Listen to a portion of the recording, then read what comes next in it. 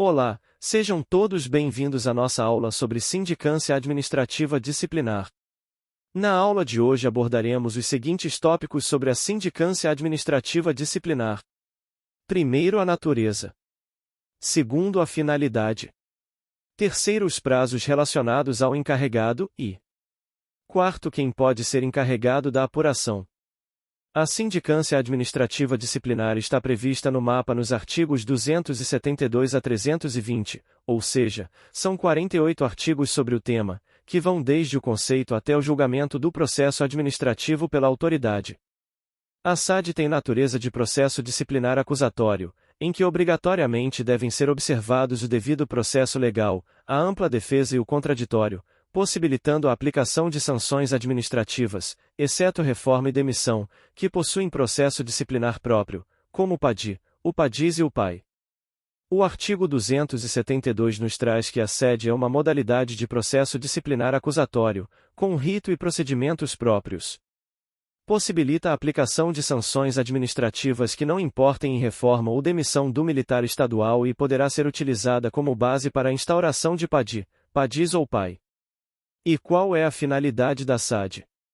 A SAD tem a finalidade de apurar a autoria, a materialidade e o nexo de causalidade de transgressões disciplinares praticadas por militares estaduais no exercício ou não de suas funções.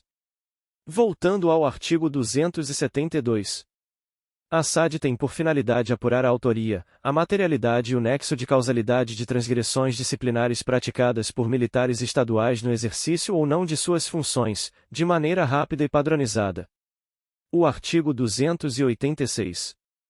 Também nos traz a finalidade da SAD quando menciona que a fase de instrução é o trabalho de apuração propriamente dito, durante o qual o sindicante buscará as provas existentes e pertinentes ao fato investigado, com a finalidade de descobrir e comprovar a sua autoria, materialidade e seu nexo de causalidade.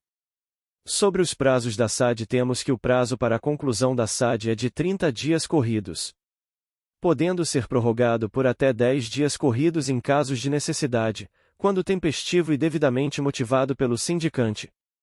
Importante destacarmos que além de prorrogada, a SAD pode ser sobrestada quando for imprescindível, por exemplo, juntar aos autos um laudo pericial, uma peça técnica de difícil preparo ou outras diligências de demorada realização. Nesse caso, o sindicante deverá solicitar à autoridade o sobrestamento, por meio de mensagem via painel administrativo direcionado ao comandante com cópia para o Núcleo de Justiça e Disciplina da unidade. Em algumas unidades, a mensagem de PA deve ser encaminhada diretamente ao Núcleo de Justiça e Disciplina que despachará com o comandante e procederá ao lançamento no sistema. Sobrestamento é a suspensão do processo. Tão logo o motivo que ensejou o sobrestamento tenha se encerrado, o sindicante deverá comunicar à autoridade o dessobrestamento. Ou seja, o sobrestamento é solicitado e o dessobrestamento apenas comunicado. Para que fique claro, o sobrestamento à autoridade deverá aprovar seus motivos de suspensão do processo.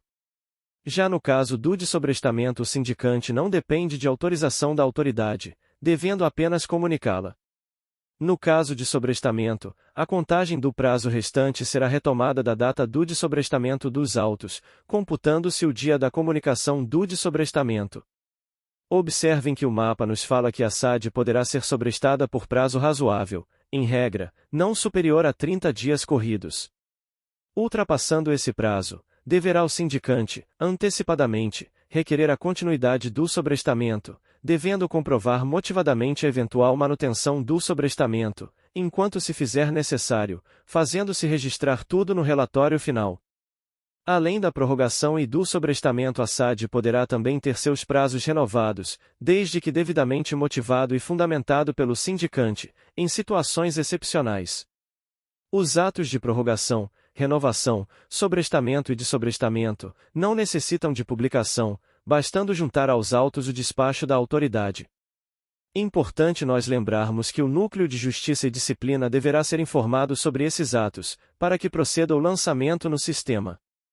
Ainda, sobre os prazos é importante nos falarmos que os prazos da SAD são contínuos e ininterruptos, salvo quando vencerem em dia em que não houver expediente administrativo na unidade, caso em que serão considerados prorrogados até o primeiro dia útil imediato.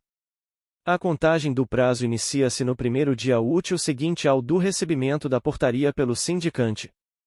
Ou seja, se você pegar o processo no Núcleo de Justiça e Disciplina na sexta-feira, o seu prazo somente começará a contar a partir de segunda-feira, ou seja, assim você ganha mais 2 dias, pois o sábado e o domingo não contam no prazo de conclusão da SAD. Fica aí a dica, de preferência receba a SAD na sexta-feira. E como eu já havia comentado, no caso de sobrestamento, a contagem do prazo restante será retomada da data do de sobrestamento dos autos, computando-se o dia da comunicação do de sobrestamento. E quem poderá ser o encarregado de apuração da SAD? Segundo o artigo 283 do MAPA, o sindicante deverá ser oficial, subtenente ou sargento, possuidor de precedência hierárquica em relação ao militar sindicado. Nos casos em que o acusado for militar da reserva, basta que o encarregado da apuração seja de mesmo posto ou graduação. Portanto, o encargo poderá recair sobre militar da ativa ou inativo convocado ou designado para o serviço ativo. Podemos concluir então que foram excluídos aqui os cabos e soldados como encarregados de apuração da SAD. Importante também falarmos que para os casos mais complexos a autoridade poderá designar um auxiliar na elaboração da SAD, devendo haver uma designação formal na própria portaria da SAD ou em um ato à parte. Caso a autoridade não tenha designado auxiliar, nos casos mais complexos, o sindicante poderá solicitar à autoridade que designe um auxiliar. O auxiliar deverá ser oficial, subtenente ou sargento de menor precedência hierárquica ou funcional que o sindicante de maior precedência que o acusado. O auxiliar poderá desenvolver todos os atos, exceto o relatório final que é privativo do sindicante. Além de auxiliar designado pela autoridade, o sindicante poderá designar, e aqui é o sindicante mesmo que vai designar e não a autoridade, o sindicante poderá designar um escrevente para auxiliá-lo na digitação dos trabalhos. O escrevente poderá ser militar de qualquer posto ou graduação, desde que mais moderno que o sindicante, porém, sendo o acusado oficial, a designação de escrevente deverá recair, em regra, no mínimo, em sargento. Pessoal, dessa forma, finalizamos a primeira parte de nossa aula sobre a sindicância administrativa disciplinar e na próxima aula vamos abordar a fase de instrução da SAD. Muito obrigado por ter assistido até aqui. Não se esqueçam de deixar o like e até a próxima aula.